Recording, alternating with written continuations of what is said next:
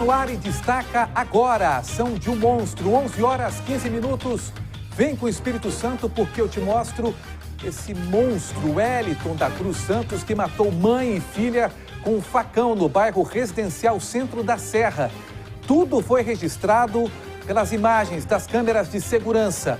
Conhecido como Bilu, o assassino extremamente frio ainda está foragido. O motivo do crime bárbaro ainda está sendo investigado. No mesmo dia, em outro bairro da Serra, uma mãe encontrou a filha assassinada dentro de casa. O principal suspeito, acreditem, o próprio irmão da vítima. Miriam Soares de Oliveira tinha 39 anos, foi morta a pauladas. Abraão Oliveira de Soares, de 42 anos, confessou o crime. Foi Dona Magali, mãe da vítima e do assassino, que encontrou o corpo da filha que estava desaparecida há 4 dias. Ainda neste fim de semana, em Cachoeiro de Itapemirim, um crime chocou os moradores do bairro Gilson Carone. Uma mulher foi morta a tiros e o principal suspeito do crime seria o enteado dela. Após o crime, detalhe, o suspeito fugiu e até o momento não foi localizado. Para você de casa, um bom dia. Hoje é segunda-feira, dia 18 de maio, e o seu Alô Espírito Santo está no ar. Alô Espírito Santo. Oferecimento Loja do Thor. Mega inauguração em Cachoeiro de Itapemirim, dia 20 de maio. Vem pra cá. Olha, o Espírito Santo todo passou o final de semana tentando entender um ato monstruoso que aconteceu no município de Serra. Uma mulher de 39 anos estava desaparecida há alguns dias e foi encontrada morta e enterrada no quintal de casa. O suspeito, acreditem, é o irmão da vítima, esse que aparece do lado direito aí da sua tela. O nome dele, Abraão de Oliveira Soares, de 43 anos, que estava preso. Ao vivo, as últimas informações, inclusive sobre o velório e cerimônia de despedida, com Arleson Schneider. Bom dia, Schneider. Bom dia, Tiago, a todos ligados aqui no Alô Espírito Santo. Que história triste, pesada, macabra, que aconteceu lá no bairro Serra Dourada 1. Era o último sábado, quando a dona Magali tinha lavado roupa, estava estendendo a roupa no varal, ela sentiu um cheiro forte. Ela chegou a perguntar para o filho dela, o Abraão de Oliveira Soares, 43 anos, meu filho, esse cheiro forte aqui. Aí ele fala, liga não, mãe, é que eu estava mexendo no esgoto. Só que a dona Magali, ela sentiu no coração que não era o esgoto que estava com mau cheiro. Quando ela foi olhar no canteiro de planta, encontrou o corpo da própria filha, parcialmente enterrado. Já viu a barriga da menina, a Miriam de Oliveira Soares, 39 anos. Bom, a partir daí, né, você imagina, uma mãe encontrar o corpo da própria filha enterrada no quintal da própria casa. A polícia militar foi chamada para poder isolar ali o local e a polícia civil também. E o Abraão estava dentro de casa, então os investigadores, né, com aquele faro apurado, com uma situação que só os investigadores têm, né, de olhar e entender naquele primeiro momento o que aconteceu, começaram a perguntar para o Abraão. E dentro da casa mesmo, ele confessou o crime. Nisso que ele confessa que matou a própria irmã, a Miriam, uma mulher muito querida lá no bairro, a população inflamou. A população foi para a porta da casa aos gritos de assassino, assassino. A família mora lá em Serra Dourada 1 desde sempre, há vários anos, então todo mundo se conhece. A Miriam era muito querida. Agora vamos à motivação. Dia 12 de maio, a dona Magali, a mãe dos dois, sai de casa para poder resolver alguma coisa no banco. Deixa a Miriam e o Abraão sozinhos. A Miriam gostava de tudo certinho e o Abraão parece que ele tinha ido mexer no esgoto e esse esgoto tinha escorrido nas plantinhas dela. E ela foi reclamar, ô meu irmão, não é assim, tal. Os dois começaram a discutir até que o Abraão matou a irmã. No corpo da Miriam tinha várias perfurações de arma branca, um canivete, uma faca, uma tesoura, uma chave de fenda. a gente ainda não sabe. O corpo da Miriam ainda está no Instituto Médico Legal porque precisa passar por exames mais aprofundados, porque o corpo foi encontrado em adiantado estado de decomposição, então não tem digital. Então, esse resultado desse exame pode ficar pronto em 5 ou até 15 dias. O corpo permanece lá. Hoje cedo eu fui lá, eu bati um papo com a dona Magali e a sensação que a gente tem, Thiago e amigos, é que a ficha dela ainda não caiu. Ela bateu um papo com a gente, ela pediu que a gente respeitasse esse momento, então a gente acabou ali não insistindo para ela gravar uma entrevista com a gente. Mas é isso, esse caso aconteceu no sábado. No meio da tarde do sábado eu recebi uma ligação de uma moradora de lá do bairro que o corpo tinha sido encontrado 5 dias depois do desaparecimento. Para a gente ter ideia do tamanho da frieza do Abraão, os familiares eles se mobilizaram e saíram procurando por toda a Grande Vitória, espalhando cartazes, procurando imagens de vídeo monitoramento, e o tempo todo que estava tio, tia, primo, irmão, irmã, todo mundo procurando a Miriam, o Abraão ficava em casa, como se nada estivesse acontecendo, assistindo televisão, de boa, tranquilo. Lá, eles contaram que era comum os dois se desentenderem. Afinal de contas, o Abraão tinha 43 anos de idade, ainda morava na casa da mãe, e a Miriam sempre falava: ô meu irmão, você não acha que você tem idade suficiente já para poder morar sozinho, para poder tocar a sua vida? Os dois discutiam bastante, só que ninguém esperava que o Abraão fosse fazer uma covardia desse tamanho. E agora quem sofre? Quem sofre é a Magali. Quem sofre é a outra filha dela, que eu bati um papo com ela hoje também, que a menina está horrorizada. E aí a vida segue dessa maneira, triste e tentando entender o porquê de tanta violência. Thiago. Obrigado, Schneider. Daqui a pouco você volta com essas e outras notícias desse caso extremamente absurdo, né? Chocante. Eu vou falar agora de tiros e correrias e pânico que teve dentro de um condomínio aqui em Vitória. A polícia cercou a região durante a madrugada. O Patrick Sanches conta pra gente essa história porque isso aconteceu numa área nobre aqui, no bairro Praia do Sul, perto também do bairro Santa Lúcia. É isso mesmo, amigo? Exatamente, bom dia para você, Thiago, e também para quem está nos acompanhando. Pois é, vendo os vídeos que os próprios moradores registraram ali no momento em que a polícia estava dentro do condomínio, parece até cena de filme, parece até cena do Tropa de Elite. Vários policiais, policiais militares entrando nesse condomínio com um único objetivo, que é conseguir deter um suspeito que estava fugindo da polícia. Mas essa história, ela começa um pouco antes, porque segundo a Polícia Militar, esse suspeito de 36 anos, ele foi identificado pela polícia por uma viatura que estava fazendo patrulhamento na região e identificaram que esse homem possuía um mandado de prisão em aberto. Quando os policiais foram abordar ele, ele não quis muito papo com a polícia não, ele partiu para cima dos policiais, entrou em luta corporal com os agentes e ainda, segundo a ocorrência, ele tentou puxar a arma do policial do coldre da farda do agente, para vocês terem ideia de como que esse homem estava agressivo com esses policiais. E não para por aí, porque em meio a toda essa confusão, um outro homem de 24 anos viu ali a cena, viu a confusão e na tentativa de ajudar o suspeito, ele pegou uma pedra e arremessou na cabeça de um policial. Os policiais também entraram em luta corporal com esse homem e esse homem também tentou tirar a arma de um dos policiais que estava ali atendendo essa ocorrência. E aí, Thiago, um dos agentes decidiu dar um tiro, efetuar disparos para poder cessar aquele momento de agressões, porque os dois estavam completamente agressivos e descontrolados, segundo o que consta na ocorrência. Bom, esse homem de 24 anos ele foi detido, já o outro de 36 anos, que é o que possui mandado de prisão em aberto, fugiu, correu pelas ruas e decidiu tentar se esconder dentro desse condomínio. Inclusive, Thiago, a gente conversou com os moradores, estivemos no local hoje cedo e ele também teria escalado o prédio e invadido um apartamento com moradores dentro, tentando se esconder da polícia. Esses disparos que a gente acompanha no vídeo que os moradores fizeram foram os policiais utilizando armas não letais, como balas de borracha e taser, para conseguir deter esse suspeito. A gente vai acompanhar a reportagem completa ainda hoje nessa edição do Alô, Thiago.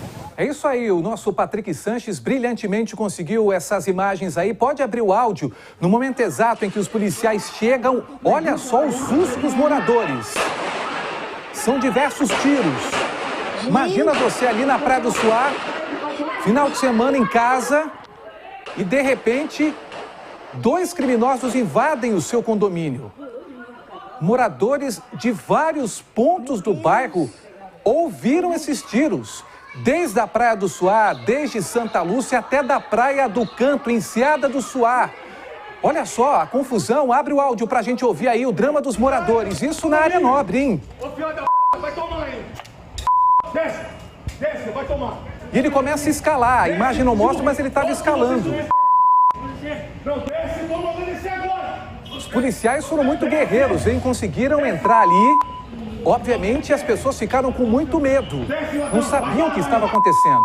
E fica colado esse condomínio de um morro aqui de Vitória, que infelizmente, durante a noite, concentra ali uma quantidade enorme de moradores em situação de rua. A gente sabe que tem tráfico de drogas ali. Daqui a pouco a gente volta com novas informações e detalhes desse caso aqui no seu Alô Espírito Santo, 11h26. A polícia está à procura de um homem suspeito de matar a madrasta. Esse final de semana foi terrível. Esse caso que eu estou contando aí, que mostra a vítima e o assassino, aconteceu no interior do estado. Ao vivo eu já chamo Samuel de Fraga, porque parece, Samuca, que existia um histórico de briga entre os dois. E o final foi mais uma tragédia, é isso? Seja bem-vindo, bom dia.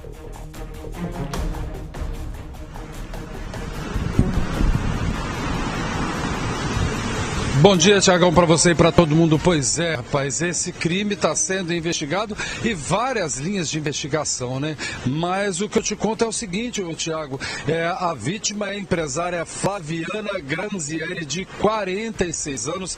Ela morreu após ser atingida por 3 disparos de arma de fogo no final de semana. De acordo com as informações, esse crime aconteceu no bairro Gilson Carone. Ela estava ali, ela que é empresária, já tinha um restaurante, preparava a casa para a abertura do novo restaurante, quando, segundo os familiares contaram para a polícia, o enteado dela, vulgo Juquinha, né? O apelido dele é o Paulo César de Almeida Júnior. Ele que já tem um histórico por envolvimento em crimes violentos aqui na região, chegou e disparou os tiros. Agora tem outra história, Tiago. Segundo a família, contou para a polícia que ele teria atirado a mando da mãe dele. Logo na sequência, né, o companheiro da empresária ligou para o filho dela, o filho legítimo dela, dizendo o que tinha acontecido, pediu perdão. Olha, e segundo as informações também da polícia,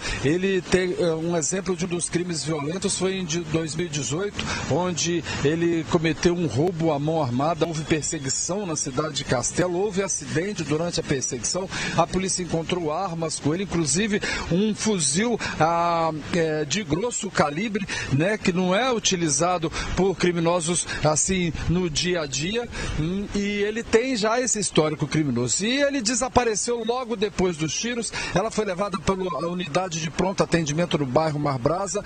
Segundo a equipe médica, ela teve uma hemorragia muito grave devido aos 3 disparos de armas de fogo que atingiram axilas e o peito dela, e ela teve também uma parada cardiorrespiratória. Infelizmente, mesmo com todo o esforço da equipe médica, eu estive lá no pronto atendimento hoje pela manhã, e infelizmente ela não resistiu, acabou morrendo. E a polícia pede que quem tiver alguma informação sobre esse rapaz, o Tiago, que é o principal suspeito, que entre em contato e denuncie anonimamente através do 181, através do 190, para ajudar no fechamento desse caso. Muito triste. A família, tentei falar com os familiares, mas estão impossibilitados devido a essa tragédia, Tiago.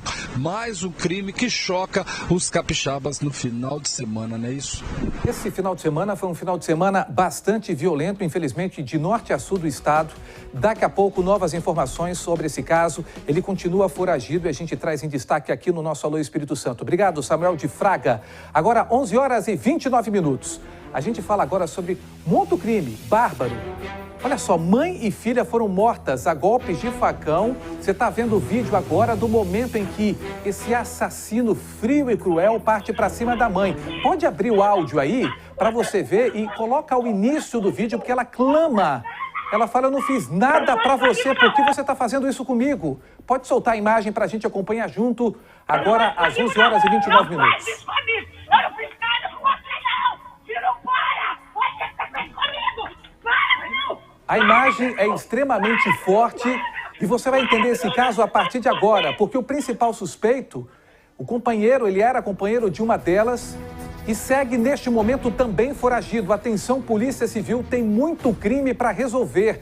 Vocês viram aí que as câmeras de segurança registraram essa perseguição momentos antes do crime fatal. O Fábio Gabriel acompanha esse caso de perto. Seja bem-vindo, bom dia, amigo. Esse homem, que se eu não me engano tem a alcunha aí de Bilu, continua foragido, amigo?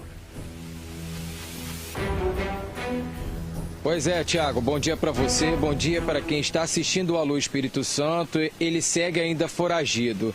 Esse crime cruel, bárbaro e covarde, Tiago, aconteceu nesse último final de semana também na Serra, e esse homem, ele é apontado aí como o principal suspeito de executar essas duas mulheres, mãe e filha. Tiago, quando a gente observa esse vídeo, traz um certo misto de pavor e angústia, porque a todo momento a Michele Germano Salles, que tinha 40 anos, ela implora pela vida. Ela chega e fala, pelo amor de Deus, não faz isso comigo, eu não fiz nada pra você.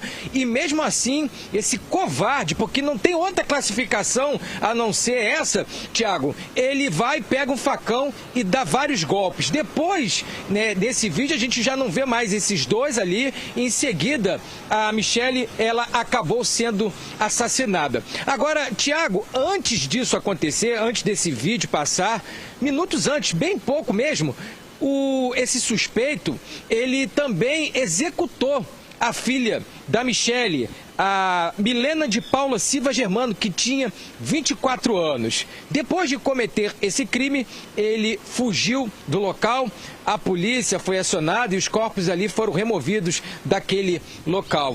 Tiago, a Polícia Civil segue ainda investigando esse caso na procura do homem que é apontado como Wellington da Cruz Santos, ele que seria aí, teria um relacionamento com a Michele, ele está foragido. A polícia, através da Delegacia de Homicídios e Proteção à Mulher, está investigando esse caso. E é agora, Tiago, que as pessoas que estão nos assistindo agora ajudar no trabalho da polícia através do Disque Denúncia 181. Poderia ser a minha, enfim, poderia ser sua parente, poderia ser o parente desse telespectador que está nos assistindo, para ajudar então a polícia a colocar esse covarde na cadeia. Depois dele cometer esses dois assassinatos, ele ainda segue foragido. E Tiago, assim, infelizmente é um caso que sempre estamos acostumados a trazer aqui no Alô Espírito Santo. Eu sempre costumo dizer que se fôssemos relatar todos os casos de violência doméstica aqui no Espírito Santo, não teríamos espaços aqui nos nossos jornais. E aí fica aquela pergunta, Tiago, até quando teremos que ver cenas como essa lamentáveis, onde a mulher acaba sendo vítima de violência doméstica aqui no estado do Espírito Santo? Tiago. Amigo, eu quero com você explicar para o povo de casa detalhes dessa história horrível, desse marginal que para mim não tem solução. Um cara desse não tem solução, não tem, na minha opinião, um crápula, um monstro desse, capaz de fazer isso que vocês estão vendo, não consegue se ressocializar. Ele tem que mofar na cadeia, pagar o que a lei determina. Eu não vou aqui fazer nenhuma, não vou endossar de que quem encontrar que faça aquilo fora da lei, mas que ele tem solução, na minha opinião, não tem, porque, segundo informações, a Milena, que foi a primeira a ser morta, ela foi golpeada com esse facão na frente da filha em casa, antes dessa imagem. A mãe Michele, que corre aí sem saber o que estava acontecendo, ela fala ali o tempo todo, eu não fiz nada para você, por que você está fazendo isso? O que me leva a acreditar que na cabeça dele, como ele tinha um relacionamento com a Milena e ela provavelmente não quis ter mais nada com ele, eu estou fazendo conjecturas aqui.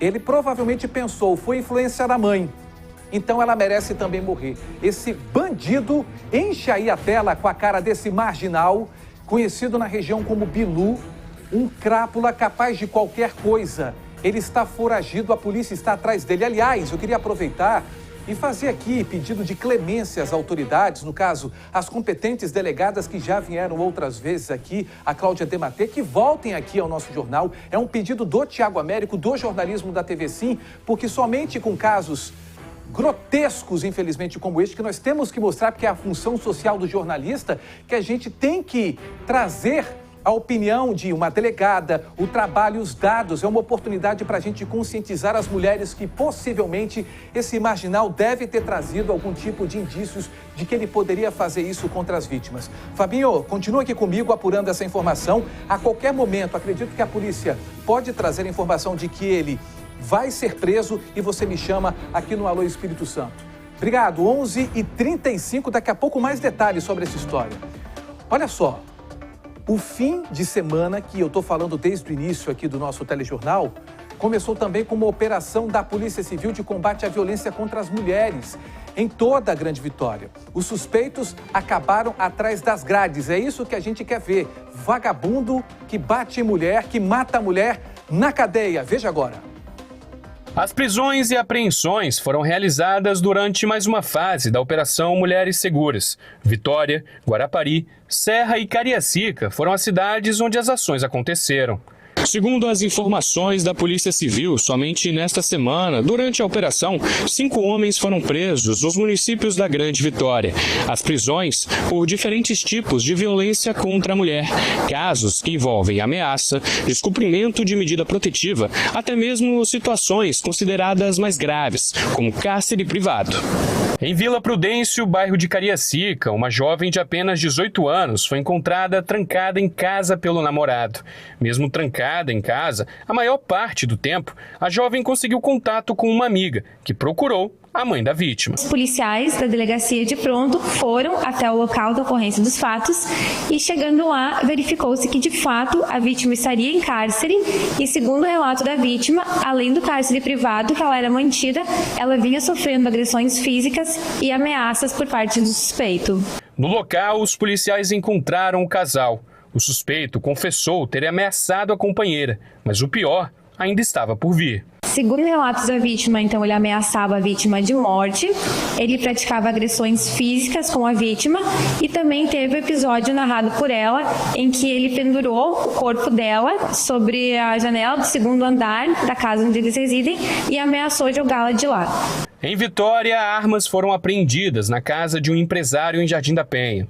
Um homem de 55 anos ameaçava a ex-companheira de 49 anos. Segundo as informações da Polícia Civil, os dois tinham um relacionamento de 3 anos, mas já estavam separados há 8 e as perseguições continuavam. Ligações, mensagens, inclusive mensagens com conteúdos ofensivos, controle de horário de saída dela do trabalho, de chegada nela de trabalho, controle da vítima através de monitoramento do tablet do filho em comum do casal.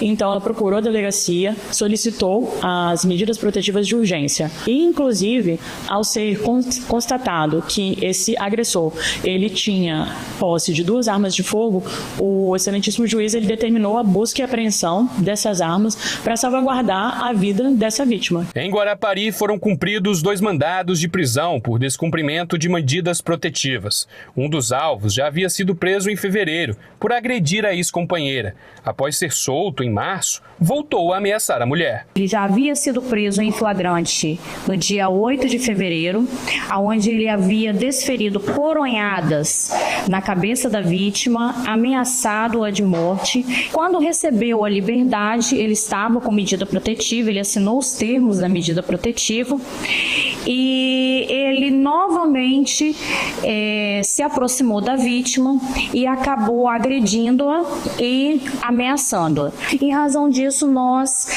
representamos pela prisão preventiva desse agressor, que foi preso na quarta-feira. De acordo com a delegada-chefe da Divisão Especializada de Atendimento à Mulher, essa quantidade de ocorrências acende um alerta, que o risco se apresenta mesmo antes da violência física ser concretizada. Nós temos que deixar claro que controle, ciúme, posse, isso não é amor. isso já é o início de uma violência. Que muitas vezes esses homens, eles alegam: eu estou te controlando, eu estou fazendo isso para te proteger, porque eu te amo. Mentira, balela. Porque quem ama confia, quem ama tem respeito, quem ama dialoga. Então fica o alerta. No primeiro sinal, saia fora. Você não precisa se submeter a isso. Nenhuma mulher merece se submeter a nenhum tipo de violência. Nós merecemos respeito.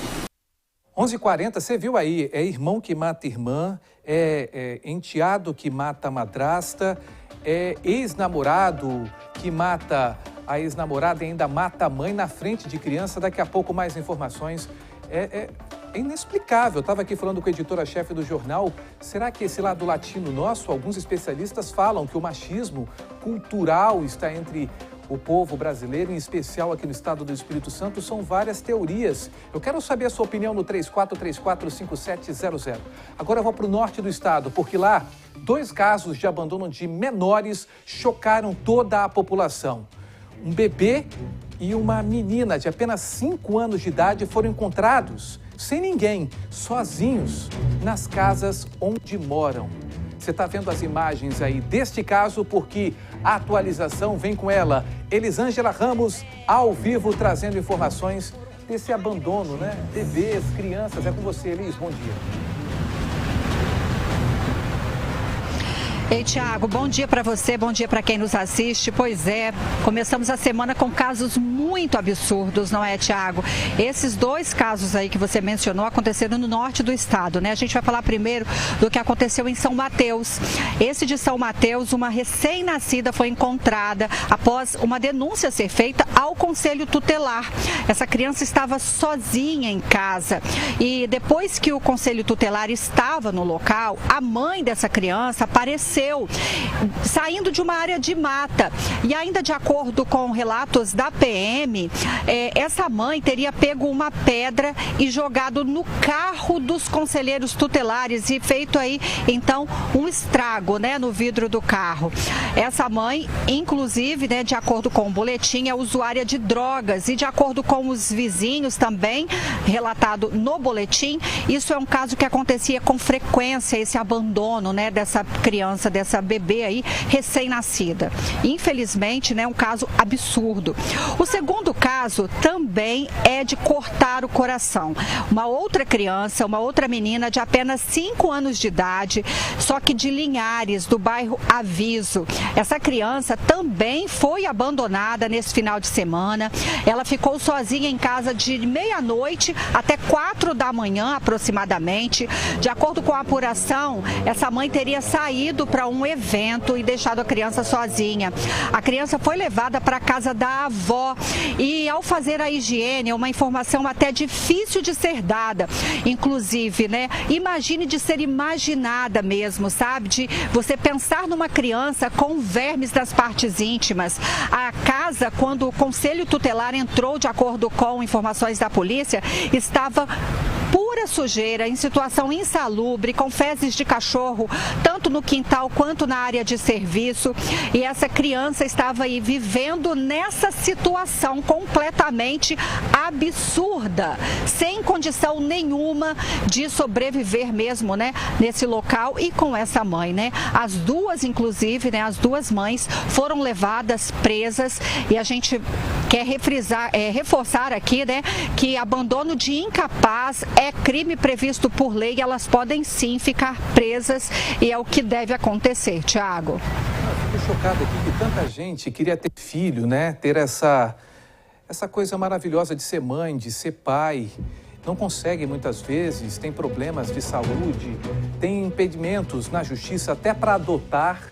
E aí você vê 2 seres abomináveis, como essas mulheres, que tiveram a oportunidade de acrescentar a vida de alguém, que fazem esse abandono, esses maus tratos.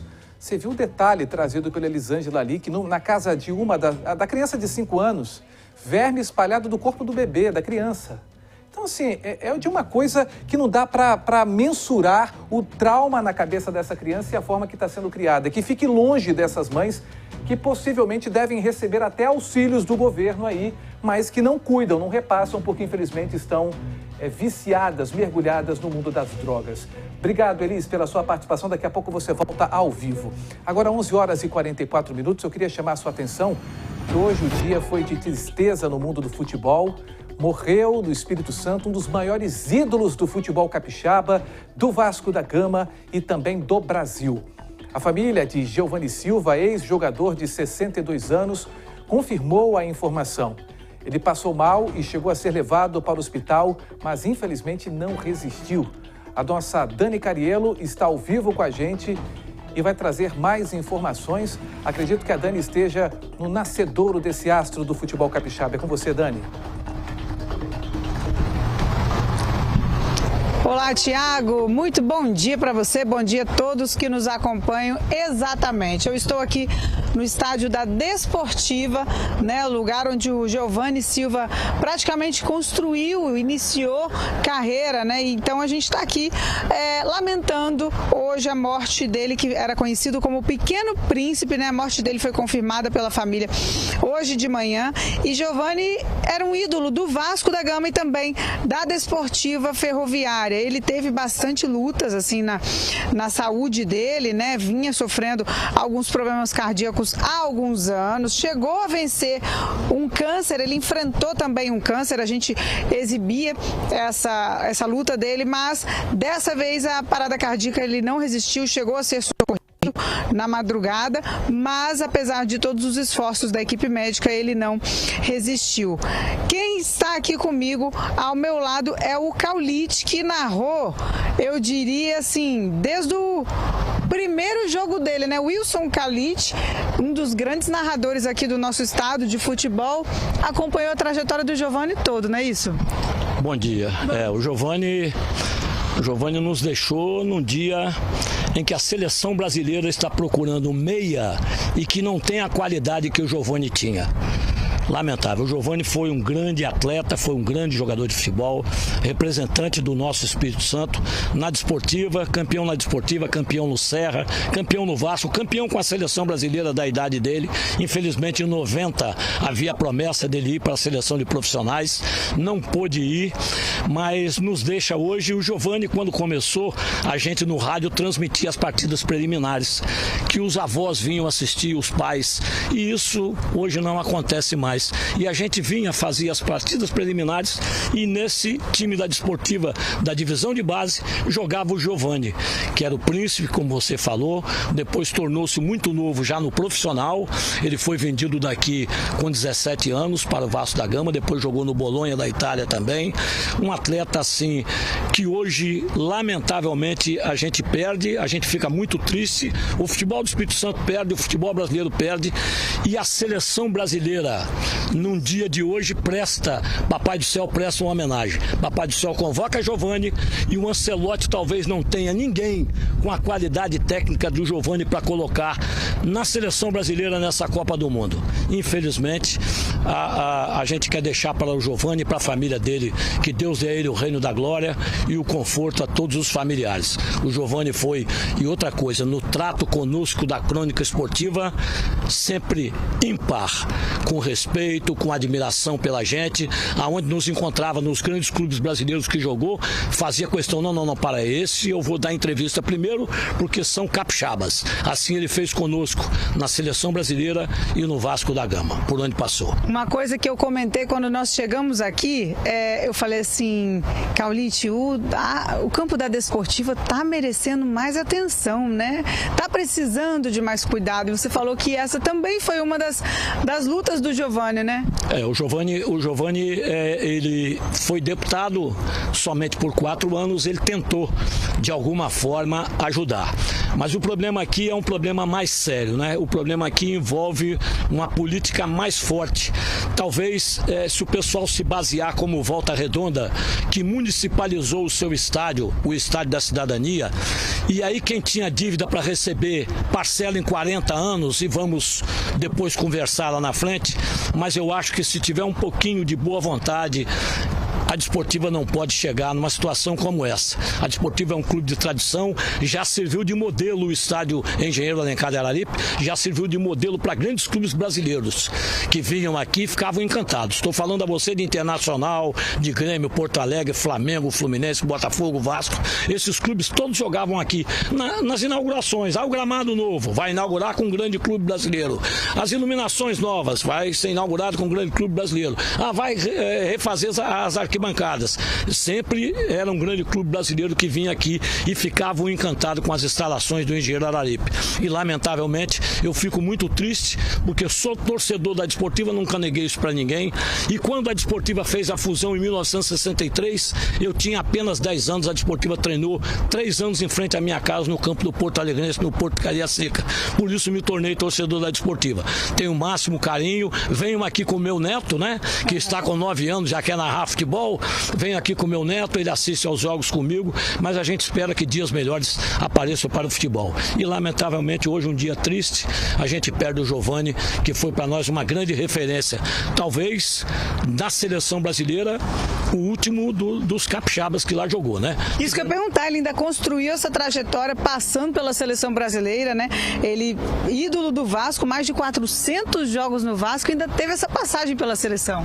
E em grande estilo, a seleção brasileira para Giovani foi assim um estágio, como se ele fosse para ali mostrar o que ele aprendeu de bom na Desportiva e no Vasco da Gama.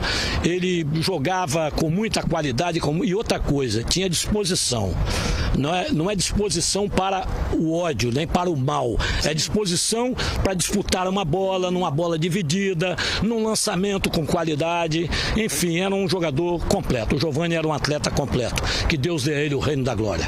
Tivemos outros grandes atletas também, né? Richarlison na seleção. A gente conseguiu fazer nome lá, né? Isso. Só que aquela história. O Richarlison é daqui de Nova Venécia também, mas é um atleta que não passou aqui nas divisões de base do Espírito Santo, eu digo aqui na Grande Vitória. Então, mas é também para nós um grande representante e pode estar e ele está na lista hoje dos 55. Pode estar lá, entendeu? Mas a gente espera que outros capixabas, a gente está vendo o trabalho que os clubes daqui estão fazendo nas divisões de base e a salvação do esporte brasileiro, e não é diferente do Espírito Santo, é a divisão de base. Certo, muito obrigada, Caulite, pelas informações. Então hoje o mundo do esporte lamenta a perda de Giovani Silva, ídolo do Vasco, da Desportiva, que nos deixa aos 62 anos de idade, depois de diversos problemas de saúde, uma pessoa que deixou realmente o nome escrito na história do futebol capixaba e também de todo o Brasil. A gente vai seguir acompanhando a repercussão, né? O governador decretou luto oficial por conta da morte do Giovani. O Vasco da Gama, o clube, fez também uma postagem lamentando a perda desse jogador conhecido como Pequeno Príncipe, e a gente vai continuar acompanhando, né? Ainda deve ser feita uma homenagem ao Giovani, um culto ecumênico, né, que vai fazer uma despedida para ele. Então o enterro está programado para amanhã e a gente vai trazendo as informações ao longo do Alô Espírito Santo. Tiago, volto com você. Obrigado, Dani Cariello. A gente está vendo aí a repercussão sendo mostrada em diversos sites, as pessoas aí trazendo as suas homenagens ao Giovani Silva, ídolo da Desportiva, do Vasco da Gama, Jornal Globo, Jornal da CNN, todo o país, inclusive os políticos já fazendo as manifestações de despedida desse craque da Desportiva e também do Vasco da Gama. Vai com Deus, vai em paz. 11h53, a gente segue aqui o nosso Alô Espírito Santo. Eu vou agora para Piúma, porque no sul do estado um carro invadiu uma lanchonete e uma câmera de vídeo monitoramento registrou ali o momento em que esse acidente aconteceu. Parece que chegou dando ré, isso mesmo, Samuel de Fraga? Eu volto com você agora ao vivo, meu amigo. Passou um mosquito aí na sua boquinha? Tá sentindo? Pois é, ô Tiago, tudo bem? Rapaz, esse acidente aí chamou a atenção de todo mundo. Olha, os proprietários acordaram com o barulho que foi muito intenso. E aconteceu da seguinte forma, Tiago, a gente tem as imagens, a gente vê que o carro bate, é uma barraca, que são 2 irmãos lá em Piúma que trabalham com a barraca de caldo de cana e pastel. O prejuízo, Tiago, chega a R$13 mil. Olha, destruíram a máquina de caldo de cana, destruíram destruíram um balcãozinho que eles tinham, enfim, destruíram tudo ali, que é o ganha-pão dos meninos que são irmãos. Pra você ter uma ideia, um freezer que tem menos de 3 meses de uso foi destruído. Agora o impacto aconteceu, né? Agora o pior, Tiago, foi que no carro estava um homem e uma mulher. Quando os proprietários acordaram com o barulho, correram para ver o que tinha acontecido, né? Chegando lá, toparam um casal tentando fugir do local com o carro, empurrando o veículo já na rua lateral. Mas aí eles viram que não conseguiriam e levar o carro, largaram o carro para trás, ó, e picaram a mula, Tiago. E até agora ninguém apareceu para assumir o prejuízo. O carro que estava na rua de trás estava sendo empurrado pelo casal, foi rebocado e colocado em frente aonde a barraquinha de caldo de cana funcionava, né? Que estava toda destruída, botaram ali em frente. E até agora não apareceram os proprietários nem para procurar o carro, muito menos para assumir os prejuízos causados, estimados aí em R$13 mil, e os irmãos ficaram aí sem o ganha-pão, que recentemente abriram a barraquinha e agora vão ter que recomeçar tudo de novo. Muito triste, né, Tiago? Imagina bem. Neste país em que tudo é difícil, a gente sabe que para o pequeno empreendedor é complicado, né, você montar um estabelecimento. Olha lá, vamos ver a imagem junto com vocês aí, junto com a gente com vocês com a gente, 11h55. Coloca no início aí como que o carro chega no estabelecimento comercial aí. Ele invade a lanchonete, depois que bate, você está vendo a traseira do carro ali toda quebrada. Você vê que lá no finalzinho tem uma pessoa andando, ou seja, tem testemunhas. Sai uma mulher, olha lá o momento. O Corsinha foi com tudo, hein? Agora, o que será que estava acontecendo dentro do Corsinha, hein? Porque para não ver esse estabelecimento e acertar assim, vai saber o que estava acontecendo, enfim. 11h56. Olha só, a gente volta a falar sobre um crime bárbaro. Mãe e filha foram mortas a golpes de facão, isso no meio da rua. O principal suspeito, o companheiro de uma delas, que segue nesse momento foragido. Um crime chocante, absurdo e flagrado por câmeras de segurança que registraram a perseguição momentos antes desse crime. Fábio Gabriel, é com você.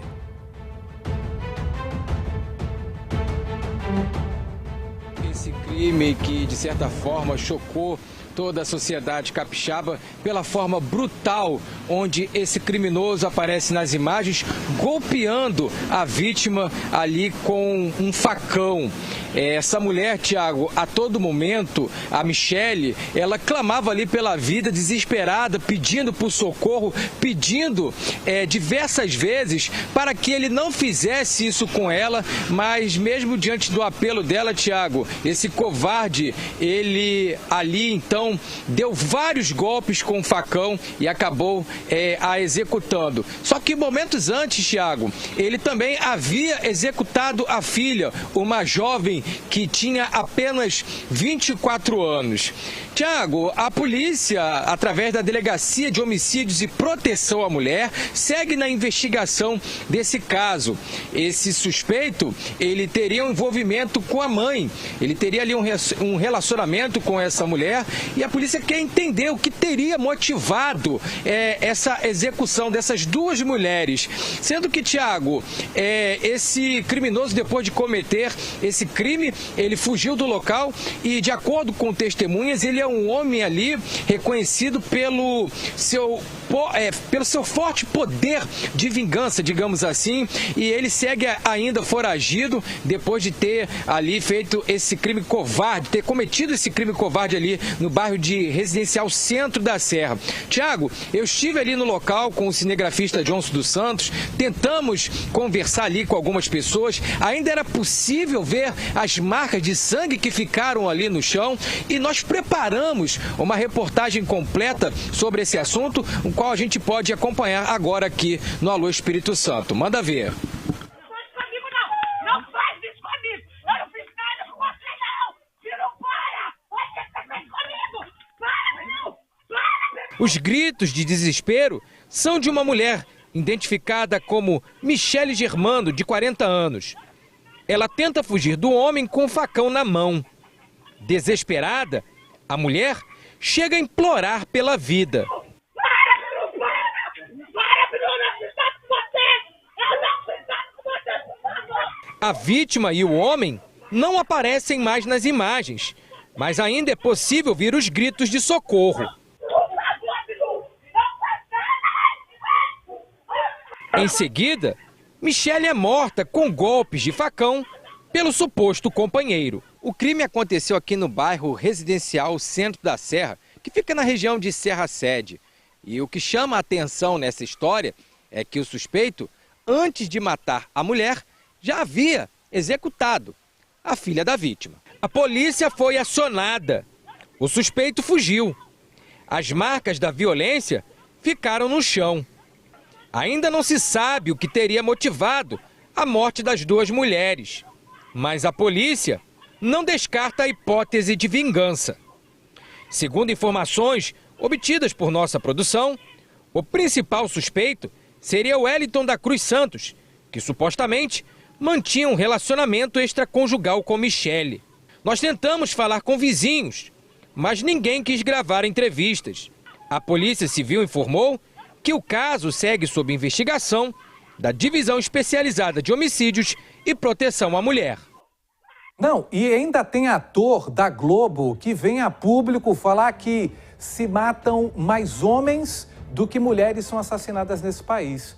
É o fim da picada que a gente tem que ouvir ainda de pessoas que ainda têm espaço para destilar uma série de bobagens, sendo que todos nós, jornalistas, acompanhamos o drama das mulheres do nosso país, que são assassinadas, apanham, ainda falo feminicídio, mas eu posso enquadrar isso como feminicídio? Ele amava a filha dessa que ele está matando aí e que matou antes. É lamentável a gente ter que ouvir isso dentro de um canal de notícias que é para esclarecer as coisas. Não estou nem fazendo crítica ao canal porque ele foi repudiado pelos jornalistas, mas uma pessoa que tem o domínio da fala falar isso no meio de um programa jornalístico e com a certeza de que está falando corretamente. Vocês sabem quem eu estou falando porque esse caso repercutiu no país inteiro. Daqui a pouco a gente volta e a gente clama para que as autoridades do nosso estado consigam prender o quanto antes esse marginal. É um bárbaro, literalmente um bárbaro. É aquele tipo de cidadão que tinha na Idade Média que matava, que invadia e torturava, estuprava e sem nenhum tipo de remorso na cabeça. É esse aí, conhecido como Bilu. Se olha para a cara dele, você pensa que é uma pessoa boa, né? Um cidadão de bem, não faria um ato cruel e covarde como esse. Não, ele matou a Milena, que é filha desta que vocês viram aí, na frente da filha de uma outra pessoa e depois às 4h30 da madrugada saiu ali de noite, pelo menos esse é o horário que aparece no vídeo, para assassinar covardemente com um facão a mãe da primeira vítima. Ele precisa ser preso o quanto antes. 12:02, olha só, continua preso aquele empresário que matou o bandido que invadiu uma loja de roupas e tocava o terror em São Mateus. Vocês se lembram desse caso? Foi sexta-feira que nós mostramos aqui em primeira mão. Esse caso teve uma grande repercussão após o empresário atirar no ladrão, após ele fugir ainda tentando levar uma moto, segundo as testemunhas. A Elisângela Ramos deu em primeira mão essa história, trouxe as imagens. Parece que na imagem aí, Elisângela, a gente mostrou que foram pelo menos 4 tiros. Mas esse número de disparos pode ser ainda maior? Ei, Tiago, pois é, a gente está ainda apurando essa informação, né? Inclusive estamos vendo com a delegada responsável pelo caso para a gente confirmar, mas sim, existe a possibilidade de terem sido mais tiros, tá? A gente conseguiu contar aí na sexta-feira que foram pelo menos 4, né? E esse empresário, Tiago, ele passou ontem pela audiência de custódia e a prisão em flagrante foi convertida em prisão preventiva. Ele tinha alegado para a polícia, quando ele foi ouvido, que durante ali a briga, né, ele teria tentado, o suspeito teria tentado tomar a arma dele, por isso os tiros aconteceram. Mas a gente também viu em um vídeo, né, como foi que os tiros aconteceram. Então esse vídeo aí que acabou sendo divulgado nas redes sociais, acabaram provavelmente tendo um impacto forte aí, né, para que essa prisão dele fosse mantida. Esse crime aconteceu na última sexta-feira, né, lá em São Mateus. Pelos vídeos aí de câmera de vídeo monitoramento nós mostramos, inclusive, como tudo aconteceu. E a gente segue então estão acompanhando aqui sobre a prisão, então, do Jaildo, de apenas 28 anos, né, desse crime que aconteceu na última sexta-feira, Tiago. Ângela, eu tenho uma pergunta para fazer para você. Ele já tinha, esse empresário, Jaildo, passagem na justiça por algum tipo de ação semelhante? Eu queria que você também trouxesse para a gente se o bandido que acabou sendo executado por ele também já tinha passagem. Tiago, o bandido que foi morto, ele tinha várias passagens, ele já estava preso desde 2014, ele estava em regime semiaberto, né? Ele saía para trabalhar e voltava para o presídio, e foi nessa saída para trabalhar que ele cometeu o crime, né? Que ele assaltou a loja do Jaildo, e ele tinha várias passagens, tanto por homicídio quanto por furto e também assalto. Já o Jaildo, ele não tinha nenhuma passagem pela justiça e também ele tinha posse, né? Legal, ele estava totalmente legalizado. A arma que ele utilizou no crime estava registrada, né, com registro válido até 2029, então estava conforme, né, o que determina a lei. A gente sabe dessa informação e, por enquanto, a gente está ainda apurando, né, essa quantidade de tiros que ainda existe uma dúvida. Olha, esse caso é muito polêmico porque tem gente que defende que ele fez corretamente, eu digo, o empresário. Outras pessoas falam, ele não precisava matar, poderia ter atirado no pé, mas não sabemos as circunstâncias ainda se o criminoso estava armado. Então são esses detalhes que fazem toda a diferença. A gente tem informação de que ele continua detido, o empresário, e a gente segue acompanhando. Obrigado, Elis, pelas informações. 12:05, eu volto a falar do condomínio na Praia do Suá que foi invadido por bandidos.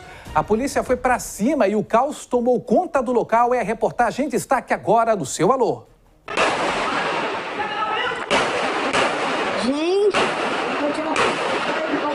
Imagens feitas por moradores mostram momentos de tensão durante uma ocorrência policial na noite da última sexta-feira. Militares perseguiam um suspeito de 36 anos que invadiu um condomínio na Praia do Suá, em Vitória, na tentativa de fugir dos policiais. O homem chegou a escalar o prédio. Os policiais chegaram a utilizar armas não letais para tentar conter o suspeito. É de borracha. Este outro vídeo mostra os agentes dentro do prédio, atrás do suspeito que estava escondido em um apartamento. Segundo a Polícia Militar, toda essa confusão começou durante uma patrulha que uma viatura estava fazendo aqui na região, até que os militares avistaram um homem e identificaram esse homem de 36 anos que possuía um mandado de prisão em aberto. Os agentes foram até ele e realizaram uma abordagem, mas esse homem reagiu de forma muito agressiva. Conforme o que consta na ocorrência, ele partiu para cima dos policiais, entrou em luta corporal, mordeu a mão de um dos agentes e ainda tentou tomar a arma do coldre de um dos policiais. Durante toda essa confusão, um outro homem de 24 anos surgiu e jogou uma pedra na cabeça de um dos policiais. Os agentes então foram até ele para tentar realizar essa abordagem também, acalmar os ânimos, mas esse homem também reagiu. Ele também entrou em luta corporal com os policiais e de novo tentou tomar a arma do coldre de um dos policiais. Foi nesse momento que a polícia efetuou alguns disparos para cessar as agressões. Durante esses disparos, um dos policiais teve uma das suas mãos atingidas. Durante toda essa confusão, esse homem de 36 anos fugiu. Ele correu por algumas ruas e veio parar aqui, nesse condomínio, que foi onde ele tentou se esconder em um dos apartamentos para fugir da polícia. Eu estava com uma reunião pela internet na hora, com meu chefe, com uma colega de trabalho lá. Foi quando começou a escutar os tiros, assim, né? Escutar tiro por aqui, na verdade, já é até normal, assim, já estou até meio acostumado. Só depois, quando eu escutei uma gritaria de policial querendo entrar no condomínio, que aí eu fui ver que era um pouquinho pior do que o nosso normal daqui, pelo menos. E aí tava lá o policial pedindo para abrir o portão assim, né? Abre aqui, morador, abre aqui, morador. Só que onde é que ele estava querendo entrar não tinha acesso ao portão de lá. Depois que eles entraram aqui por baixo, aqui pelo portão de baixo, aí teve bastante policial aí dentro para procurar o meliante. Outro morador, que também preferiu não se identificar, conta sobre o momento em que o suspeito invadiu apartamentos na tentativa de fugir da polícia. Ele já tinha entrado, não sei como, mas pela janela do segundo andar, quebrou quebrou o vidro de uma janela, entrou. Ali ele saiu pela janela do segundo andar, caiu na janela do primeiro andar. Ali ele rompeu uma grade de alumínio e ainda rompeu a tela para conseguir entrar no apartamento do primeiro andar. Segundo relatos dos moradores, este não é um caso isolado. O pessoal que já está mais tempo aqui já relata que isso aconteceu já algumas vezes e tal, enfim.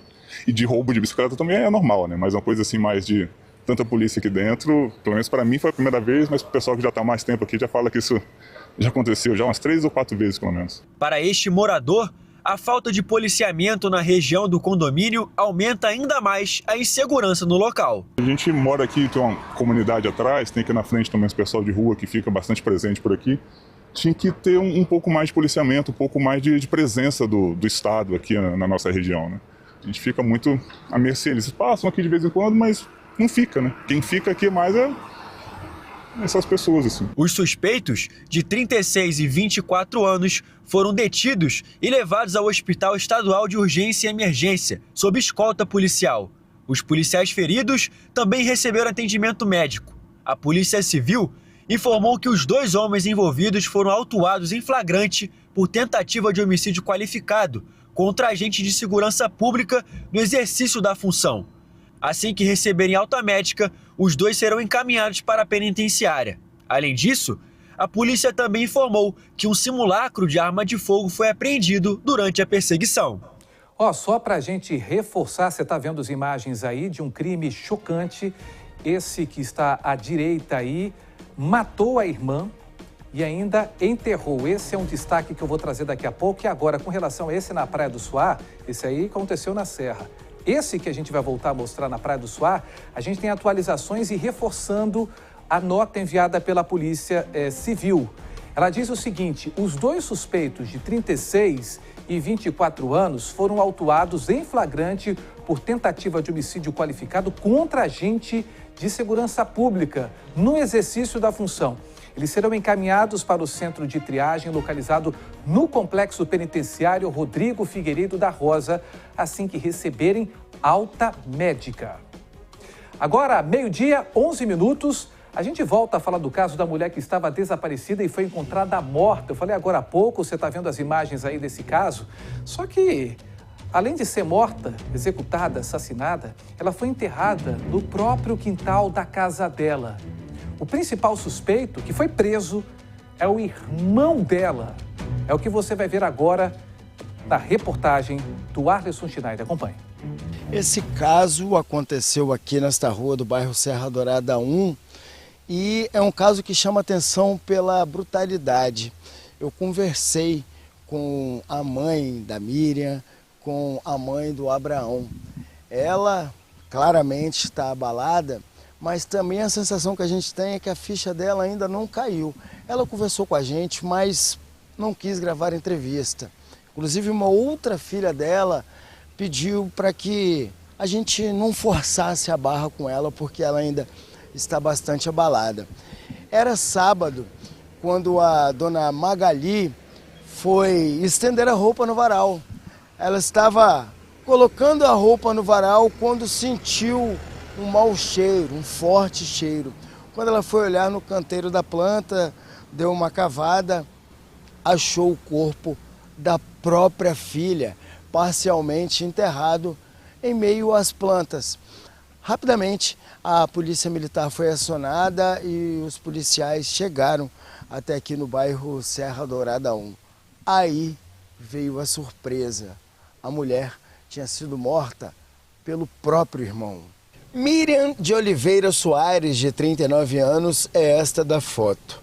Miriam estava desaparecida há 5 dias antes de ser encontrada morta. E os familiares, desesperados, fizeram buscas pela Grande Vitória, colocaram cartazes e nada. Até que veio a triste surpresa. A mãe encontrou o corpo da filha parcialmente enterrado no quintal. Os familiares contaram que discussões entre Miriam e Abraão eram frequentes, mas ninguém esperava que o pior pudesse acontecer. Esse caso aconteceu no último dia 12. A dona da casa, a Magali, ela tinha saído para ir ao banco e deixou os 2 filhos em casa, sozinhos. E os 2 teriam começado a discutir por conta de plantas. O Abraão estaria lavando uma parte do quintal, da varanda, e essa água acabou molhando essas plantas, que irritou a Miriam. Os 2 começaram a discutir e o Abraão teria matado a própria irmã a facadas. Quando a Polícia Civil chegou ao local, Abraão de Oliveira Soares, 43 anos, estava em casa. A mãe dele destacou a frieza. Quando os familiares saíam para procurar respostas, o rapaz não manifestava ajuda, não esboçava nada. E assim foi com a chegada da polícia. Ele estava em casa, aparentemente tranquilo, até que, durante uma breve conversa com uma investigadora, Abraão confessou o crime. Ele foi detido e encaminhado ao sistema prisional. O corpo da Miriam permanece aqui no Instituto Médico Legal. Estava em adiantado estado de decomposição e vai precisar passar por exames mais detalhados. A família agora precisa do resultado de um laudo para realizar o velório e o sepultamento. Como o crime aconteceu no dia 12, Abraão não pôde ser autuado em flagrante por assassinato, apenas pela ocultação do cadáver. Mas, segundo a polícia, ele vai ser indiciado por homicídio. Durante os trabalhos da polícia científica na casa, vizinhos revoltados se aglomeraram no local, aguardando a saída do assassino. Todos os vizinhos afirmam que Miriam era bastante querida no bairro. Alô, meu povo! Tem um recado agora muito legal para você que gosta de coisa boa e também gosta de economizar. Mas quem vai falar, ó, é ele, meu amigo Thor. Roda aí, diretor. É a loja do Thor, anota aí, 20 de maio, mega inauguração da loja do Thor em Cachoeiro de Itapemirim. Eu disse Cachoeiro, estamos chegando. Oferta válida para todas as lojas. Vem, vem, vem, vem Cachoeiro, vem pra cá. Caixa organizadora 29 litros Sanremo 50 conto. Bicicleta Aro 20 Max Boy ou Julie Collie 10 vezes de 75 conto. Frigideira Antiaderente 22 centímetros Migro 25 conto. Blackout tecido Bela Janela 3 vezes de 50 conto. Carrinho de controle Mini Crazy DM 60 conto. Cabide adulto 6 peças Sanremo 15 conto. Cobertor casal sortido camisa 80 conto. Panela de pressão 4 litros e meio Tramontina 5 vezes de 50 conto. Bola de futebol ou vôlei sortida, 20 conto. Ventilador 40 centímetros Elgin, 4 vezes de 50 conto. Loja do Thor, Cachoeiro de Itapemirim. Cachoeiro, estamos chegando. E oferta válida para todas as lojas. Anota aí. Vem, vem, vem. Vem pra cá. Viu aí? Tem tudo que você precisa. É panela nova, é bicicleta e sempre naquele precinho que cabe no seu bolso. E ó, alô, Cachoeiro! Essa semana, Loja do Thor chegando aí com tudo. Você não pode perder, porque na Loja do Thor você já sabe, né? Mais barato, só se for de graça.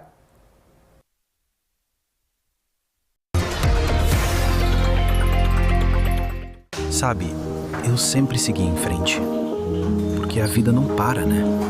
E assim eu cresci, ouvindo, acolhendo, abrindo caminhos, buscando ser melhor a cada dia, porque eu sei, quando a vida pede cuidado, presença faz toda a diferença. É por isso que hoje eu tô aqui, para ficar ainda mais pertinho de quem faz essa cidade pulsar. Eu sou o Hospital Vitória à Parte, Unidade Vila Velha, e onde você está, o melhor cuidado segue junto. É muito mais sabor e qualidade, na hora de escolher você já sabe. Peça Cofrio é muito bom. Peça Cofrio é mais gostoso. É pura qualidade e muito mais sabor. Se a marca é Cofrio, tem muito mais valor. Peça Cofrio é muito bom. Peça Cofrio é mais gostoso. Cofrio, sabor a toda prova. Chegou o Autofest do Grupo Águia Branca no estacionamento do Shopping Vitória, o maior feirão automotivo do estado, dias 22, 23 e 24 de maio. Condições exclusivas para você sair de carro novo ou seminovo. As maiores marcas reunidas em um só lugar: Toyota, BYD, Jeep, Ram, Mercedes-Benz, Lexus, Denza, Águia Branca seminovos e Gol Drive. Autofest Grupo Águia Branca, de sexta a domingo, no estacionamento do Shopping Vitória. Consulte condições, desacelere, o seu bem maior é a vida. Eu nunca achei que ia entrar pra faculdade, mas realizei meu sonho. André é um dos milhares de jovens capixabas que estão construindo novas histórias com mais apoio. Nos últimos 7 anos, o governo do Espírito Santo vem abrindo caminhos para que mais jovens transformem sonho em estudo, talento em profissão e vontade em oportunidade. É assim que Érica também vai longe com a possibilidade de estudar fora do Brasil. Partiu conhecer o mundo!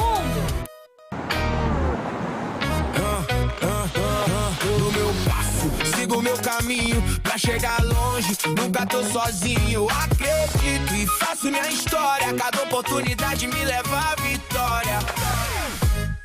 É apoio para quem vai além e faz acontecer, porque aqui o seu futuro encontra caminho. Governo do Espírito Santo, um estado melhor a cada dia. Mês das Mães Móveis Rimo. O amor está sempre no lar. Sua casa completa, com preço de fábrica e as melhores condições estão aqui. Visite uma loja ou compre pelo site. Móveis Rimo. Seu sonho, sua casa. Todo sonho começa com uma escolha. E o seu futuro está a um clique.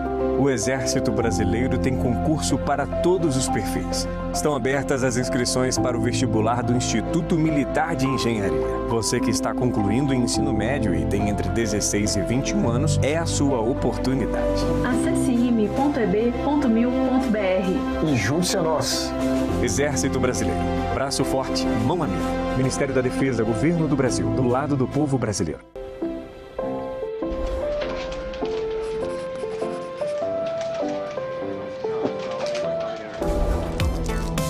O dinheiro muda o tempo todo, mas tem uma coisa que não muda nunca.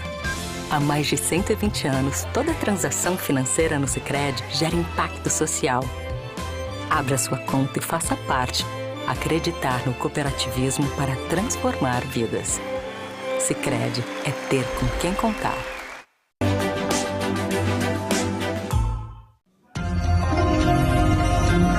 Qual é o futuro do planeta, da sua cidade e o que isso impacta aí na sua vida? Eu, Thiago Américo, viajei até aqui na Ásia e te trago com exclusividade o maior evento de tecnologia e sustentabilidade do planeta e que faz o mundo inteiro pensar: será que estamos na rota certa? Cidades Inteligentes 2026, um olhar capixaba direto de Taiwan. Só aqui, na TV Sim SBT. Série especial Cidades Inteligentes. Apoio CREA Espírito Santo.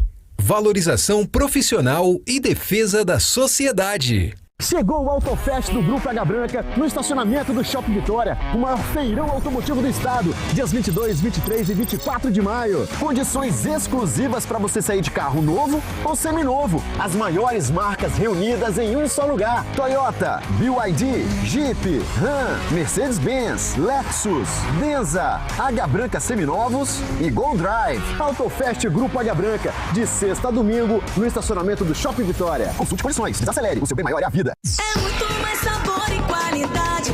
Na hora de escolher, você já sabe. Peça Cofrio, Cofrio é muito bom. Peça Cofrio, Cofrio é mais gostoso. É pura qualidade e muito mais sabor. Se a marca é Cofrio, tem muito mais valor. Peça Cofrio, Cofrio é muito bom. Peça Cofrio, Cofrio é mais gostoso. Cofrio, sabor a toda prova. Alô Espírito Santo. Oferecimento Loja do Thor. Mega inauguração em Cachoeiro de Itapemirim, dia 20 de maio. Vem pra cá. De volta com o seu Alô Espírito Santo, obrigado pela companhia. Vamos juntos até meio-dia e 40, 42, quem sabe 45, aqui na tela da TV Sim SBT, se Deus quiser. Olha só, um dos criminosos mais procurados do nosso estado, ele foi preso pela Polícia Civil. José Paulo de Souza Ferreira Júnior, de 38 anos. É esse que aparece aí na sua tela. Estava escondido no Rio de Janeiro e mesmo de lá era considerado uma das lideranças da facção criminosa PCV, Primeiro Comando de Vitória. Segundo as investigações da Polícia Civil, José era conhecido, meu amigo, você está vendo as imagens aí? José era conhecido como da Pop. É mole? Com o apoio do Comando Vermelho, ele enviava grandes quantidades de drogas para os membros do PCV, aqui na Grande Vitória. José Paulo estava escondido há 2 anos na Rocinha, que é imensa. Morei lá no Rio de Janeiro, gente, é imensa, é considerada a maior favela do mundo. E teria mudado para a região dos Lagos no início deste ano, onde vivia uma vida como se fosse, sei lá, do Fábio Botassin, uma vida de luxo e glamour. Morando em uma casa de alto padrão e se apresentando como empresário. Não deixa de ser, né? Só que não.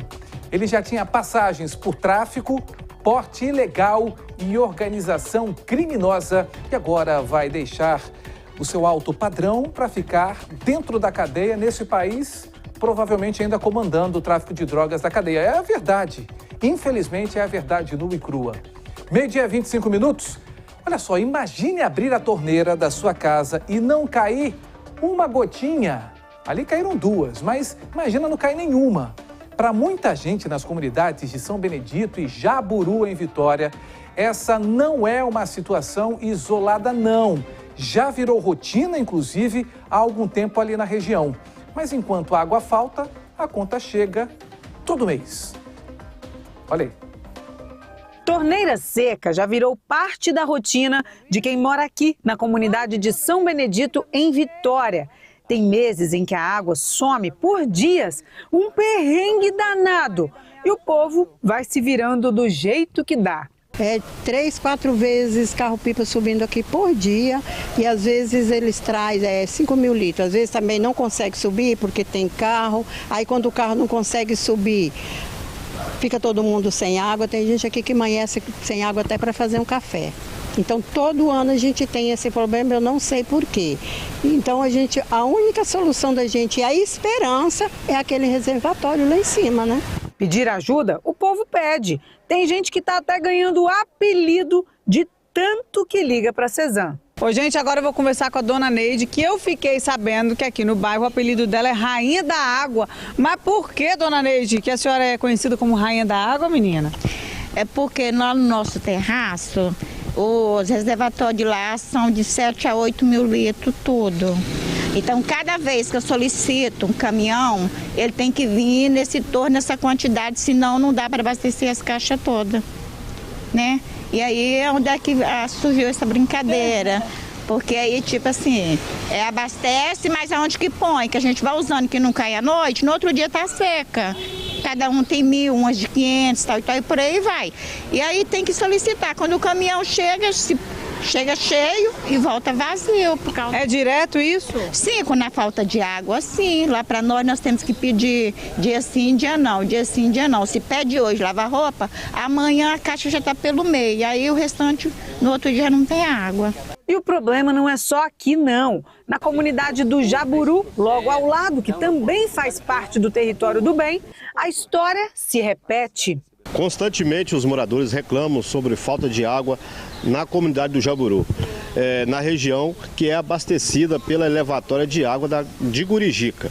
Então, na parte mais alta, os moradores reclamam constantemente. E a água muitas vezes chega por volta de 11h30, meia-noite, 1h da manhã, quando as pessoas estão dormindo.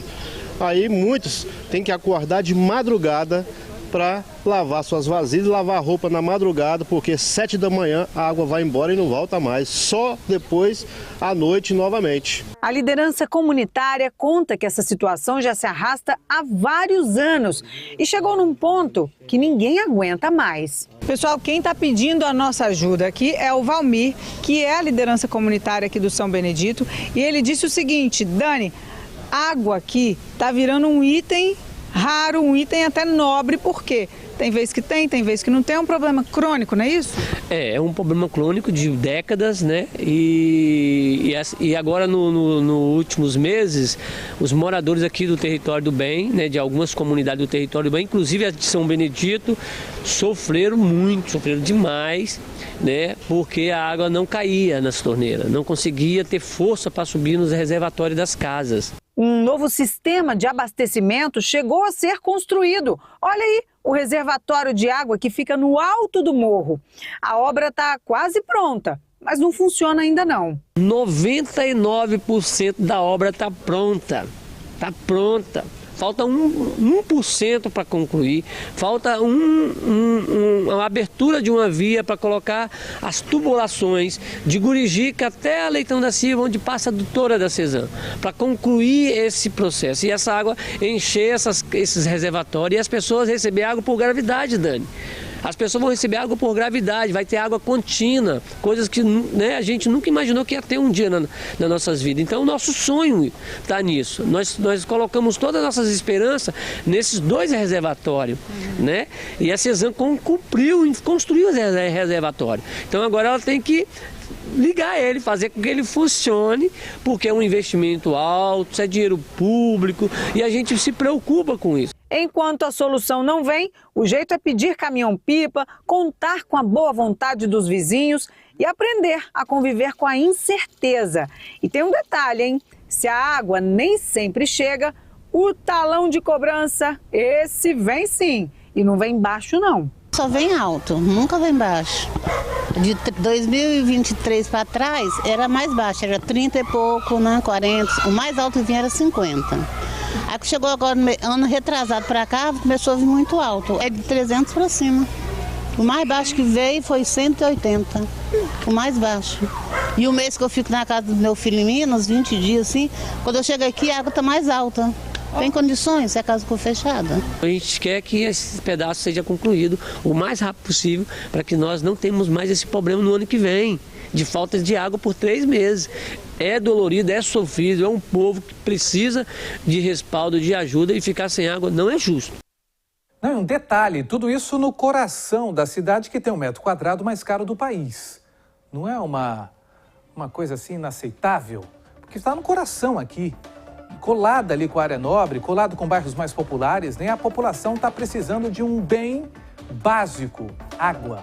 Mas parece que a gente tem uma boa notícia. A Cezam informou que o reservatório aí de São Benedito deve ser entregue até o fim de 2026. Segundo a companhia, a previsão é aumentar a oferta de água e garantir mais segurança hídrica para os moradores. A empresa orienta que casos da falta d'água sejam registrados pelos canais oficiais de atendimento. E pelo que a gente está vendo aí, eles estão em cima, não largam ali o lance, mas precisam desse bem tão precioso, precisam de água. Agora, meio-dia, 31 minutos. Olha só, uma entrega terminou em uma baita confusão no bairro Praia do Canto, área nobre aqui da cidade de Vitória. Isso aconteceu ontem. Abre aí o áudio para vocês verem a confusão que aconteceu. Um motoboy diz que foi agredido nesse edifício aí, ó, o Mirante da Praia. Olha só como que ficou o rosto dele. Abre o áudio. Outra imagem, você está vendo aí, ó, a moradora indignada. Eu, quando vi e ouvi esse vídeo, ela fala, liga pra polícia, liga pra polícia. A pessoa parece que não conseguia. Olha lá, vai pro 190 e nada.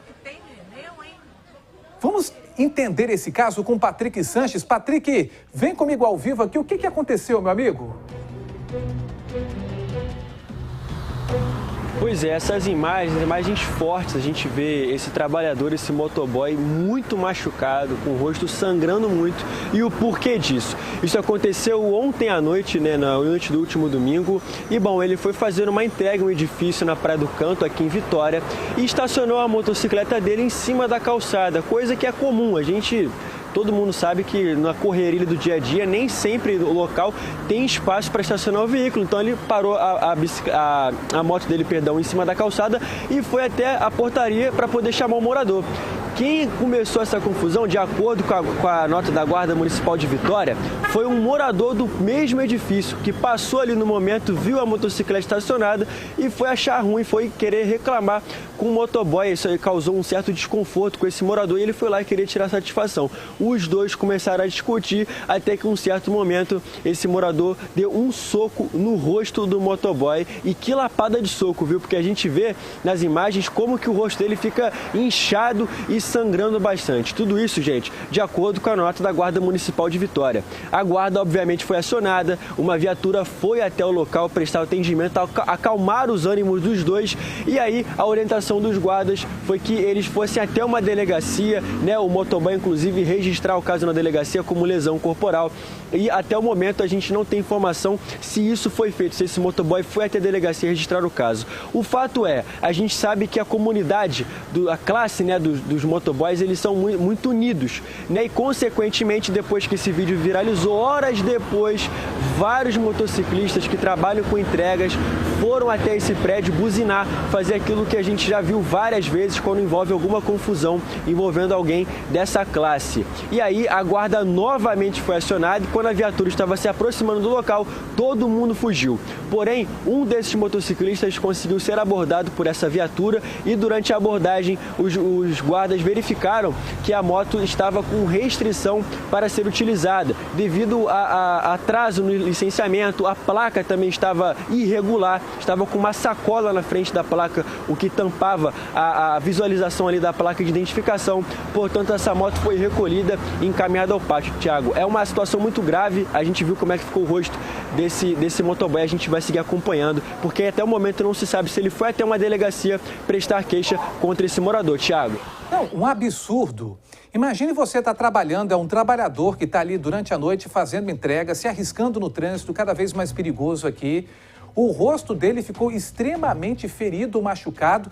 E não só isso, as pessoas começaram a gritar pedindo socorro para acionar a polícia. Isso na Praia do Canto.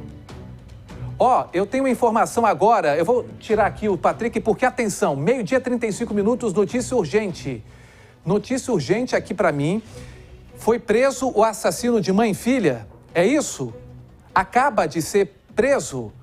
Coloque imagens aí enquanto eu pego meu telefone celular, eu não consigo fazer as duas coisas, mas a informação que vocês têm agora aqui no nosso Alô Espírito Santo é o seguinte: esse monstro aí, suspeito, eu digo uma ova, né? Porque é um assassino que ele aparece nas imagens, de matar mãe e filha, a Milena e a Michele. Primeiro ele matou a Milena, depois ele matou a Michele. E aí, o seguinte, a informação que a gente acaba de receber é de que ele foi preso. A gente não sabe ainda as circunstâncias. A coletiva é hoje à tarde, apresentando essas informações. A coletiva está marcada aqui para 4h30 da tarde, mas, graças a Deus, uma informação que nós torcíamos, porque esse bárbaro, esse lixo humano, ele fez isso. E foi registrado pelas câmeras. Durante a madrugada, matou primeiro a ex-companheira, filha dessa senhora que está sendo executada a facadas ali, né? A facãozadas. E o primeiro assassinato foi na frente da filha da Milena. Olha só o tamanho desse monstro e a carinha dele de bom moço na foto aí. Quem vê ele ainda com a operação lei seca ali no peito, acredita que ele não é capaz de fazer nada monstruoso, mas fez 2 vezes e agora está preso. A gente quer daqui a pouco entender como é que ele foi preso, onde ele estava. Esse trabalho da Polícia Civil incansável. Parabéns aos policiais e investigadores nesse caso. 12h37. Amanhã, o jornalismo da TV Sim SBT exibe o 2º episódio Cidades Inteligentes do projeto Minha Cidade, Meu Futuro, direto de Taiwan. A grande reportagem vai abordar os robôs médicos e enfermeiros de última geração, os drones humanitários e as conexões tecnológicas com o Espírito Santo, como o robô de 25 milhões de reais que faz cirurgias aqui em Cariacica. Veja!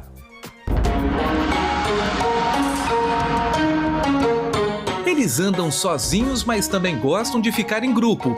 Os robôs da medicina oriental prometem uma evolução da IA antes fria e impessoal para um sistema físico e mais próximo do humano. Esse robô aqui simpático. Na verdade, ele serve para trabalhar em hospitais, pode trabalhar em estacionamentos. Ele anda, o preço dele chama a atenção por ser uma inovação, aliás, 100% feito, confeccionado, criado aqui em Taiwan. Pode gerar em torno de $100 mil e ajuda desde um médico ou a organização de hospital, até mesmo a organização de um estacionamento, por que não, usando inteligência artificial. Aqui no estado, um parecido com esse já funciona no atendimento infanto-juvenil. A robozinha aí se chama Maria Vitória, foi desenvolvida por uma startup 100% capixaba e ajuda crianças e adolescentes vítimas de violência.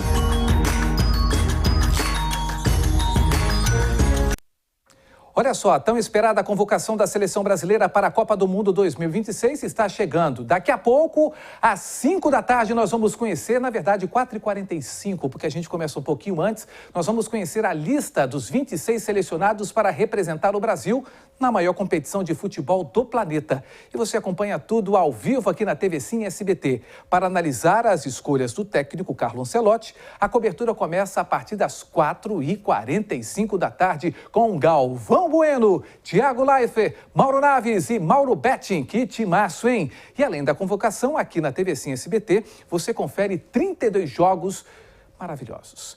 Toda a trajetória do Brasil rumo ao Hexa. Será que vem? É a Copa que o Brasil vê aqui na tela da TV Sim SBT. Agora, 12h39. Obrigado pelo carinho, pela sua audiência. A gente se vê amanhã, 11h15 da manhã. Fique agora com mais um campeão de audiência aqui da TV Sim SBT e fique ligado na programação da TV Sim. Um beijo. Tchau, tchau.